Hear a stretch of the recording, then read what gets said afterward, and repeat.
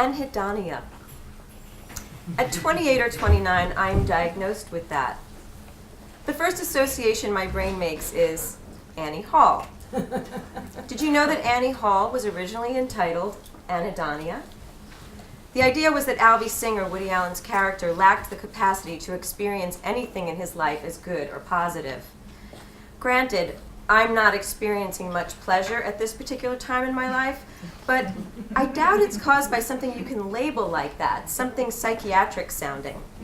It seems more like what I'd read on an insurance form when I had a job processing claims for Blue Cross Blue Shield in college. Feelings of impending doom. That's what some 19-year-old girl had written in the diagnosis slot. The circles she put instead of dots every time she wrote the letter I made it pretty clear that that it was the patient and not her mental health provider who'd filled out the form. Yeah, I think I've got that, feelings of impending doom. I'm a few years out of my first marriage, and inexplicably, instead of choosing men who lack my ex-husband's chauvinism, narcissism, and thoughtlessness, I'm going out progressively with men who are worse in all those ways than he'd been.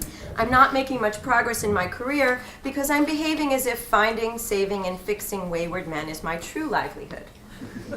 So, am I having a shitty time in my life because I have a diagnosable condition, or because I keep making shitty choices? Maybe I have a shitty idea of what a good time is. There it is on the form my therapist has to fill out, anhedonia. Well, I figure she had to put something so I can get reimbursed. When the number of sessions I'm allotted on my insurance plan runs out, I stop going to therapy.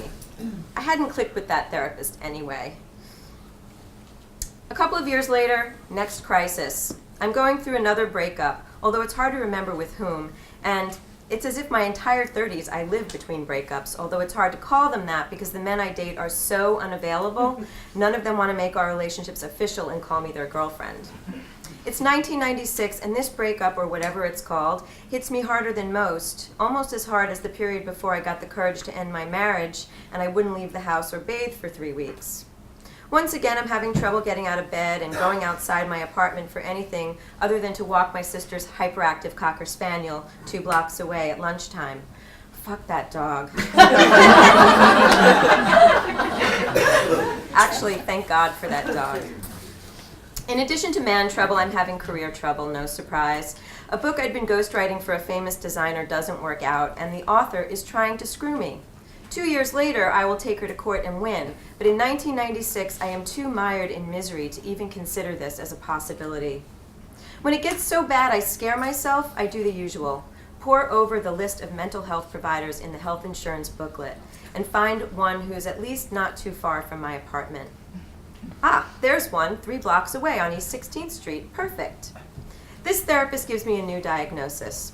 I have graduated from anhedonia to anxiety/depression. She suggests that in addition to our treatment, I also seek pharmacological help from a psychiatrist. And so begin my 2 years on Zoloft, in increasing dosages, during which I often feel as if my head is detached and floating above my body like a balloon. Not necessarily in a bad way. It takes the edge off the depression. Actually, it just sort of makes me care less about it. I also have little to no interest in sex, which is useful, since I could use a break from my unique, fucked up version of the mating dance. In 1998, a different kind of health crisis, a digestive one, brings me to a holistic MD who wants me to clean house. I need to do an elimination diet and get off any medications. This is fine with me because I'm not happy about the increased dosages of Zoloft every few months. I mean, am I supposed to be on this shit the rest of my life? Constantly stepping up to higher dosages as I acclimate? Spring 2000, the next crisis, aka the next breakup. 2 short days after I have moved out of bills, I'm on a date at Angelica Kitchen, because that's what you do when you're a bad relationship addict and you have just ended one that lasted 3 years. I'm talking to my date about how I feel like I just need to get out of Dodge for a while. I'm going through something. I might illegally sublet my apartment in the East Village for the summer and take a room in Rhinebeck, except I'm not sure the room is still available. The gentleman at the next table interrupts. I'm sorry, I couldn't help but overhear that you're looking for a room to rent in Rhinebeck. I have a friend who might have one. Can I give you her number? He writes a number on the back of his business card and hands it to me. The next day, I'm going down the list of Aetna mental health providers in my general Manhattan vicinity, crying to one and then another, I'm going through a terrible breakup! They're all very nice and compassionate, but none of them have any openings. I've got the phone receiver in one hand, and with the other, I am mindlessly flipping over and over the business card from the man at the next table at Angelica last night. After the last therapist on the Aetna list gives me no hope, I put the phone down and let the card drop. It lands not on the backside where he'd written that Rhinebeck woman's number, but on the front. Ryan Kean, CSW. Hi, I met you last night in a Do you take Aetna? He doesn't take Aetna. Click. Oh my God. But then he calls me back. Are you willing to really work? Because if you are, I'll cut you a deal. I begin treatment with him and tell him about my not being so functional. Should I be going back on Zoloft? Please say no. He tells me he's not much into psychopharmaceuticals. He feels they're overprescribed. He'd rather see me lift myself up through taking positive action, through better life choices, and through being physically active. You know, a half hour of exercise can have the same effect as an average dose of Zoloft, he tells me. I like exercise. I make tremendous progress with this therapist. I'm not cured of what ails me so much as I'm able to see what ails me and some of my really misguided thinking. Seeing the misguided thinking, while that in and of itself can be pretty depressing, leads me to better thinking and then to better choices. Suddenly, it's not so hard to get out of bed in the morning. Hey, maybe I never was clinically depressed. Maybe it was just my thinking. Or too much estrogen and too little progesterone. Or maybe it was my Mercury fillings. I have a lot of fillings. Could it have been my Saturn return? My shrink gets me to sign up for online dating. One of the first men I go out with is a shrink himself. You're a Yavis patient, he tells me, in a way that sounds complimentary.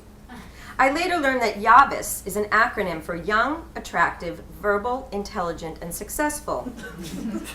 What a backhanded way for my date to tell me he thinks I'm pretty. From anhedonia to anxiety/depression to now this, Yavis. Which am I? Am I any of these? Is any diagnosis reliable and accurate? Is a diagnosis static? Is depression situational or chemical? Is it hereditary? Do you get it from your family through the blood or by way of exposure? I think it's the latter. Cut to the present. My life is going pretty well. I score high marks for good choices in terms of my mate, where I live, the work I am lucky enough to get to do. But there are old things that gnaw at me. I don't know how to begin to heal my difficult relationship with my father. When things flare up between us, I'm reluctant to deal with him directly, for fear of hurting him and for fear that he'll hurt me back. I find myself in limbo, and the effect is paralyzing. It's hard to be real in the rest of my life and in my writing when I try to maintain this falseness. Oh no, here come those pesky feelings of impending doom again. Or anhedonia, or anxiety/depression, whatever you want to call it. Once again, sometimes it's hard to get up in the morning. And I wonder to myself, more Zoloft? A new positive choice of some kind? Maybe asking my father for space? Well, for today, just another vigorous, endorphin-boosting hike in the woods.